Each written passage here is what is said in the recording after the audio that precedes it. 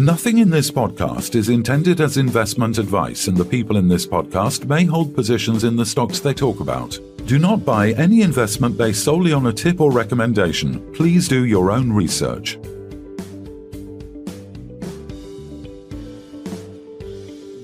So, welcome to the Midweek Takeaway. Today we have our guest Ben Clube from EnergyPathways, and we have a resident expert, Charles Archer, who's going to interview Ben now about the article he has just recently released on EnergyPathways. So over to you, Charles. Oh, hi, Ben. How are you? Yeah, great. Yeah, excellent. Yeah. Good to be here. Probably feeling a lot better than maybe a month or two ago, I would imagine. Yeah, no, things are going well. Yeah. Good.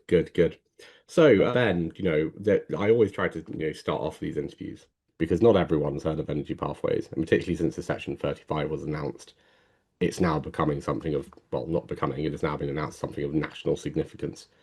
So could you just very briefly, this is an integrated energy transition company developing the Energy Storage Hub, otherwise known as MESH, very briefly explain what MESH is, why it's important to the UK, and why the Energy Secretary has designated it as of critical importance to the country? Yeah, sure. So the MESH project is an integrated energy solution for the UK, as you've already pointed out. The main components of it are long duration energy storage, which is a storage system based substantially on compressed air as a means of storing the UK's renewable energy. And it also is a decarbonized energy system in that we will be producing hydrogen at scale to help decarbonize power systems within the UK, as well as essentially kickstart hydrogen economy in new industries, which in our case is low carbon ammonia production and graphite production. So this is a total solution type project. And why is it important for the UK, and why is it a project of national significance? Well, the big challenge for the UK energy system is, as it increases its wind power generating capacities or renewable footprint, there is increasingly excess and wasted wind power, which is costing the UK taxpayer and consumer an awful lot of money. It's in the billions, isn't it? It's $1 billion now, and according to NESO, that number could be, or is expected to be, between 6 to 8 billion by 2030. How does that problem really get solved? Well, the key thing here is storage, and it needs to be in the form of long duration energy storage. Batteries really don't move the needle here because they don't store that much. You need long duration energy storage solutions, and that's what we're constructing. So we can store wind energy for a period of up to 7 days in our initial project and dispatch it out of storage for a period of 7 days. And that energy, which or that power that's dispatched out of storage, is effectively a decarbonized power supply. So currently, flexible or dispatchable power that the UK relies on is coming out of an entirely separate system, which is unabated gas power. And running in an entirely separate system, it costs money, and it emits a lot of CO2. Yeah, well, I think it's this, we talk about the energy transition, Miliband and net zero, and there's elements of it that I disagree with. But I think whether you agree or disagree with the government's policy, if you're going to go through the energy transition, then there is a right way to do it and there's a wrong way to do it. And if you're going to rely more and more on renewable sources, then you need to have energy storage.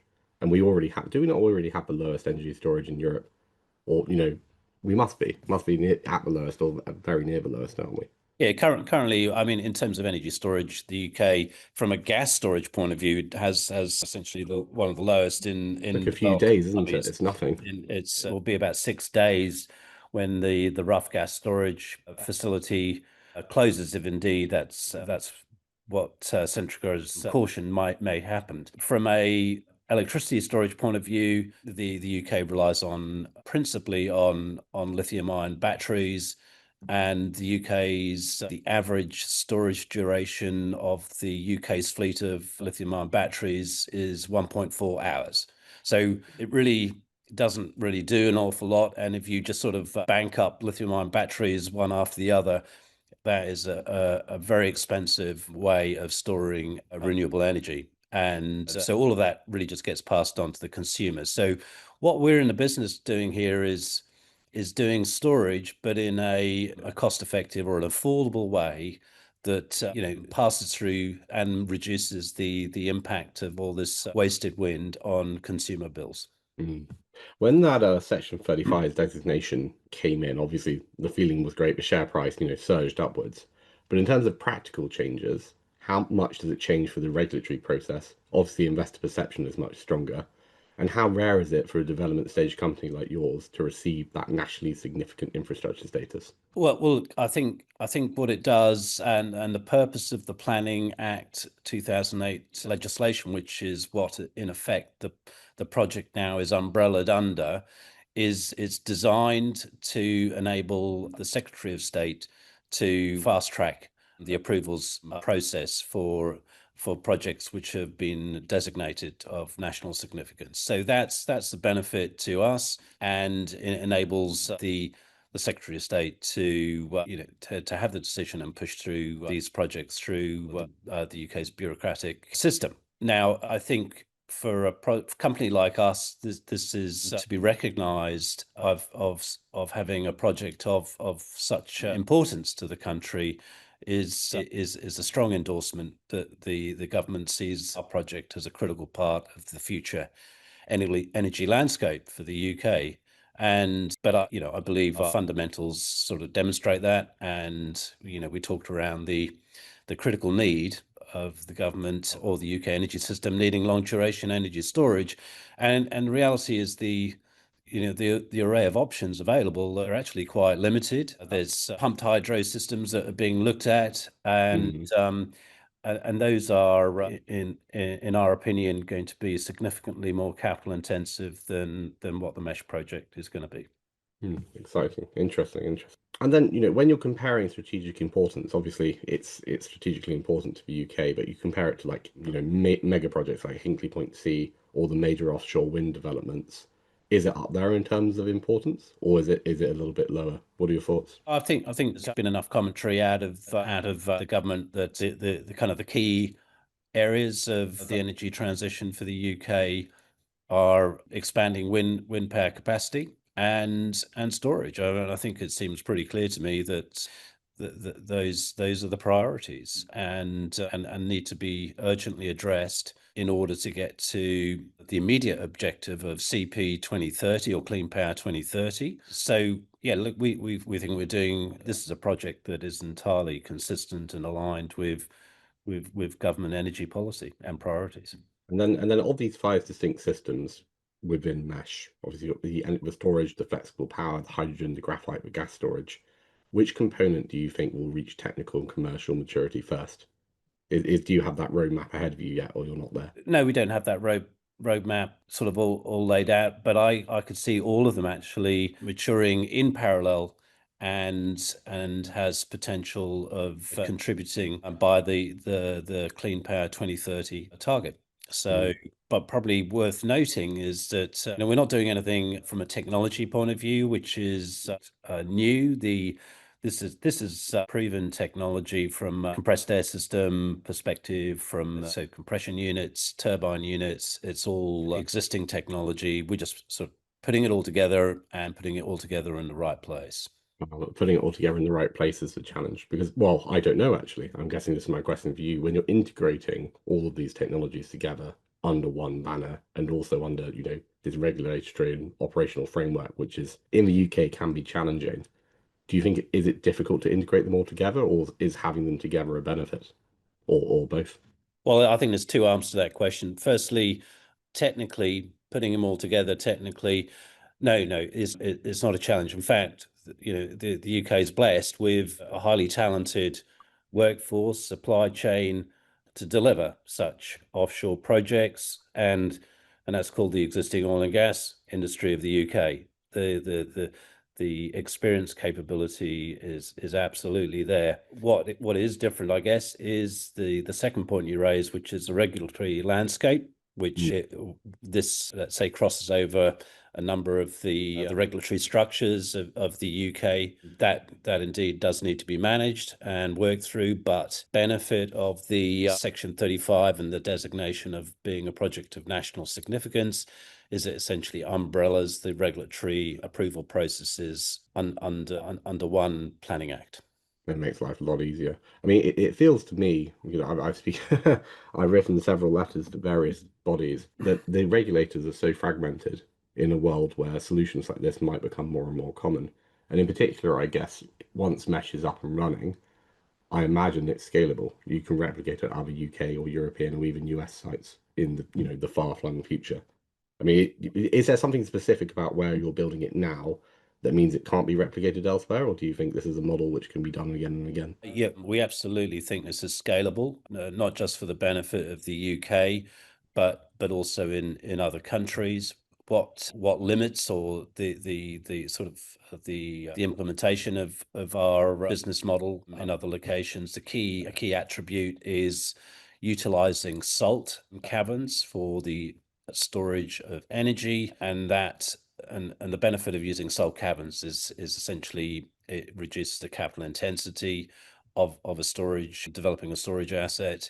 And but for the UK, it's blessed with having significant geological salt features that can be used for salt cavern construction. So where we are is not the only location for doing this, and other countries have, in our opinion, suitably located salt sequences for implementing our business model. Potentially, you're not officially looking at them at the moment, but I see from a twinkle in your eye that potentially after hours at work, you are looking at where those sites might be in the future. I mean, is this why EnergyPathways attracted these tier one partners? Siemens Energy, Wood, Costain, KBR, Hazer. These are all, many of these are tier one companies getting involved with, what is effectively a very small microcap. They're looking at that scalability for the future, aren't they? That's why they want to be involved. Would you say that's a fair comment? Yeah, I'd sort of express the view that the government sees it as scalable too. So whilst mesh is a significant and large project in its own right, we see a lot of opportunity for scaling it up within the UK, and the UK government has clear targets with respect to storage and long duration energy storage, which are in the gigawatt type levels, and there's a big gap to be filled. Yeah. Well, I think you having these partners obviously improves your credibility, but not just with retail institutional investors, but also infrastructure financiers, export credit agencies, and so on and so forth. You've mentioned the government a few times. We talked about cornerstone financing the last time we were chatting. I think most investors expected there would be a small raise, which has just been concluded. And I know many of the people who've gone in on that raise. The vast majority of them are already long-term holders of the shares, right? And they're here for the longer term. But I'm guessing the question is that raise probably gives you maybe 9 months of runway. What kind of milestones are you hoping to achieve in the next sort of 6 to 9 months? And are we hoping to see that infrastructure cornerstone financing coming in the near future? Yeah. So look, the financing, we're really pleased about the financing we've just completed. We wanted to keep it tight, so it's gone to our existing shareholder base, and we're very pleased to have the support of our existing shareholders. And with a tight register, we're very pleased with that, taking it into the next phase of the project. But really now we're with the government's endorsement of the project, we're now in a position to move forward with our existing industrial partners and take this project to a stage where it will draw cornerstone investors into the project as we take it through the next phases. So it's it's a really exciting time, but we're looking to build and grow strategic partnerships as we move forward. When we talk strategic partnerships, in the UK Infrastructure Bank or Great British Energy, you'd imagine, and again, I feel like I'm putting words in your mouth and not trying to, but you'd imagine there's chances for collaboration or financing support from that angle as well, wouldn't you? Indeed. I mean, you only have to read the mandate of the National Wealth Fund and GB Energy to let's say see that the mesh project is potentially of going to be of interest to them. And in terms of this renewable curtailment problem that the UK currently has, Where's the value capture model underpinning mesh? I mean, we're talking about £1 billion of lost wind energy, for example, and then just sort of just in terms of national security, just having energy storage in general is important, as we saw from the Russia-Ukraine war. But of Yeah, that, so look, it's mesh is the benefits of mesh are driven, as I described, partly due to the ability to construct salt caverns, which can at scale, which can store power or energy for long periods of time and at scale. The other key, call it geographic attribute, is where it sits relative to the grid, and a grid which is dominated and increasingly dominated by wind energy. And in the UK grid system, you have substantially the wind power being generated in a variable manner to the north, so in Scotland, North England, and the demand centres sitting in the south. And therefore, a location is we think an optimal location for harnessing that excess wind, which is substantially generating in the north and needs to be transmitted to the south, and the major grid trunk lines run very close to our project. And so we can essentially reduce the amount of curtailed wind, i.e. wind which is told to shut in, so that wind value can be extracted by storing it in the salt caverns. And then when the wind's not blowing, that stored energy has value. And if you look at sort of the electricity prices, you're starting to see increasingly volatility coming into the grid market when the wind doesn't blow, and there's growing increased demand for dispatchable solutions, which is indeed what we are. And so there's value can be extracted from that lost wasted wind through just storing it.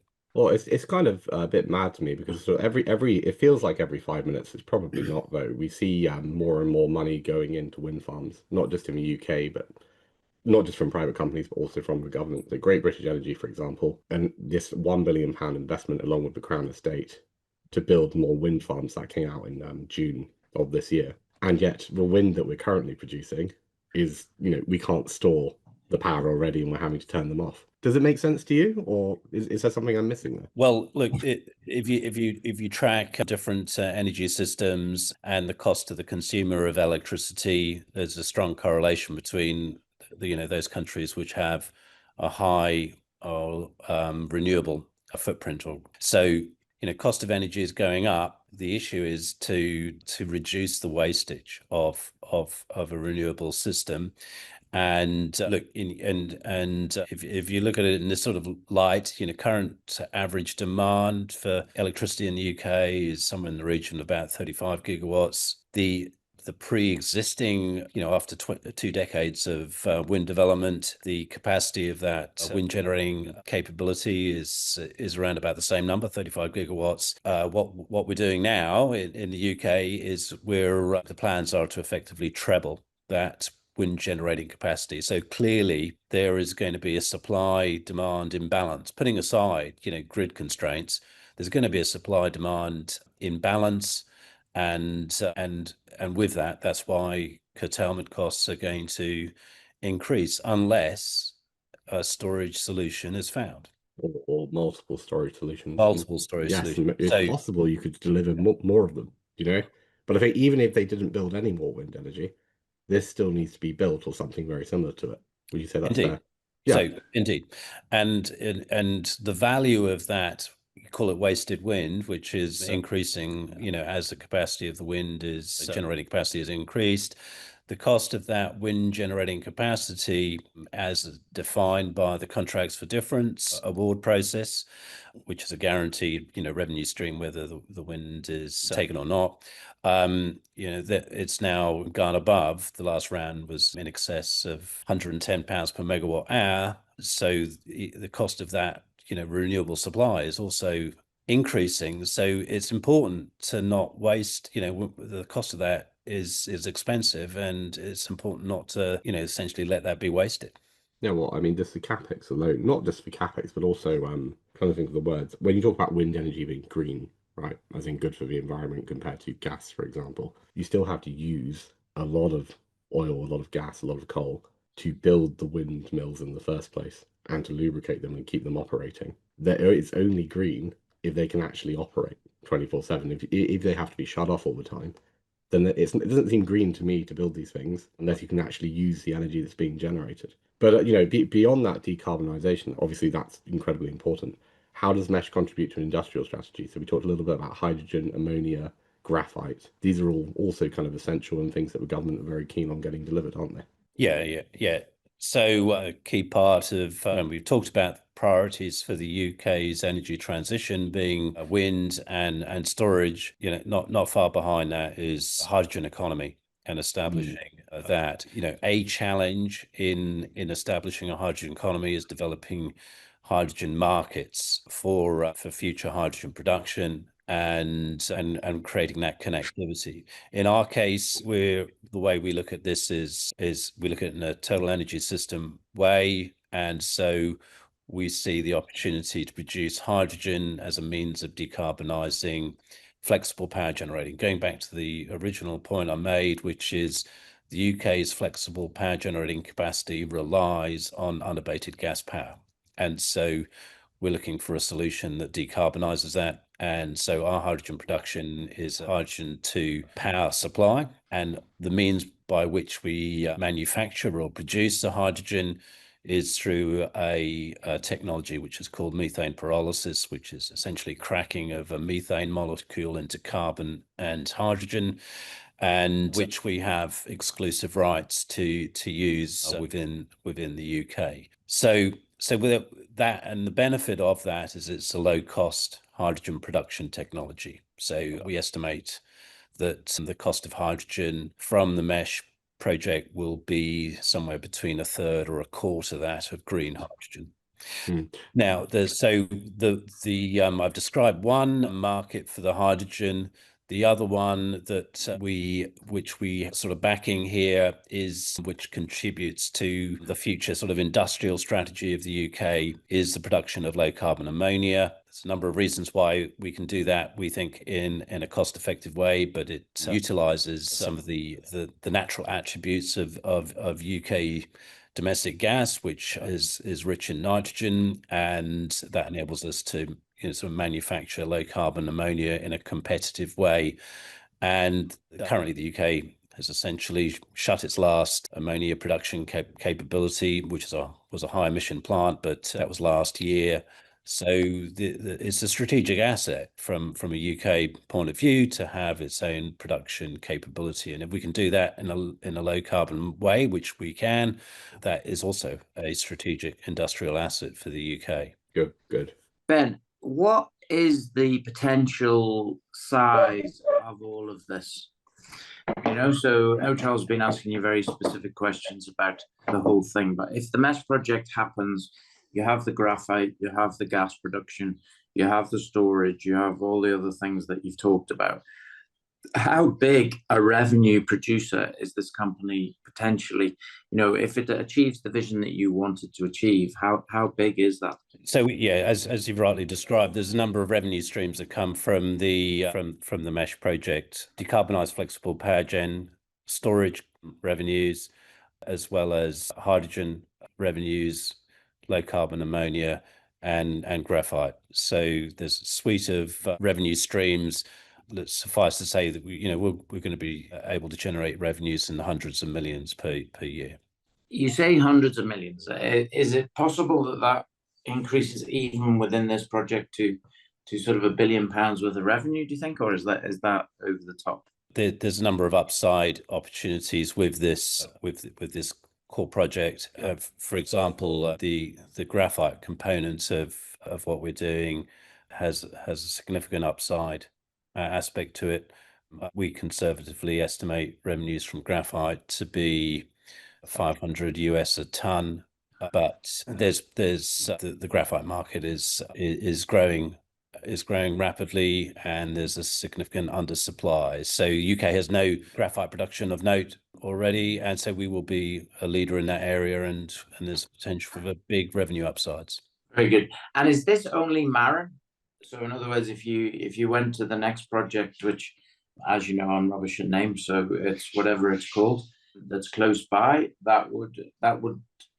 would that double up everything? That's a bit simplistic. Well, the mesh project really offers a full decarbonisation solution for UK domestic gas production. So by running through our hydrogen pyrolysis facility, we can fully decarbonise UK gas production. Very good. Back to you, Charles. Yeah, I just had a couple more, Kev. So there's two more questions. So Ben, how long do you reckon? And I know it's, you might say as long as a piece of string, but to get all licensing in place and development consent, how long do you reckon that might be from now, having acquired the Section 35? Well, we're in the middle of that process at the moment, working with the government around the approval processes, and as you've already described, is sort of multifaceted. So that's something we're working out at the moment. But our target here is to be operational for Clean Power 2030 and generating revenues by then. Excellent. Okay, a very political answer. I won't push you. Last question from me. This is one that I think anyone new to the story might want to hear your answer from. Tripping over my words here. There's a lot of very large companies out there who could potentially develop a project like this. Why is it that EnergyPathways is the one that's struck out and decided we're going to build mesh, and nobody else has decided to do similar? What is it that you have? I guess what's your economic moat that means that nobody else is going to steal your thunder? Nobody else has tried to do this, maybe, is one way of putting it. Well, I think it's the advantage of being a small company, and it's not necessarily just in this space, but being able to move nimbly and being able to integrate and develop solutions. We see ourselves as an innovator, and we've got a first mover advantage. But we see our business model as clearly something that is needed within the UK energy landscape, and I think we've been able to join the dots, and that's a reflection of, I think, the team and the way we work, and problem solving approach to the way to do business. Wonderful. And okay, you say I have one more question now, because you mentioned you're ready, you're going, it's 2030, everything's done according to plan. What's your plans beyond 2030 to 2040 to 2045, or is it too early to think of those yet? It'll be on a beach because it'll be sold for billions of pounds. Is that the idea, Ben? You're smiling. No, I don't think so. No. I think where we started from, this business model is scalable.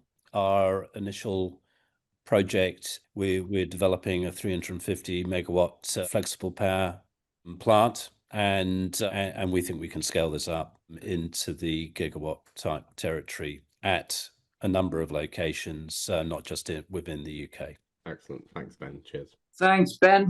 I think you're in a great position now. I mean, a month ago, yes, we were all saying our prayers. I think that the S35 came in, and now the S35's come in. You've had a fantastic raise. Don't care what anybody says in the market. You've raised basically at the share price, and you've got the money now, I presume, to be in a very comfortable position to negotiate with the institutions to get an even greater sum of money to move the project forward. So good luck. Thank you. Appreciate the time. Thank you.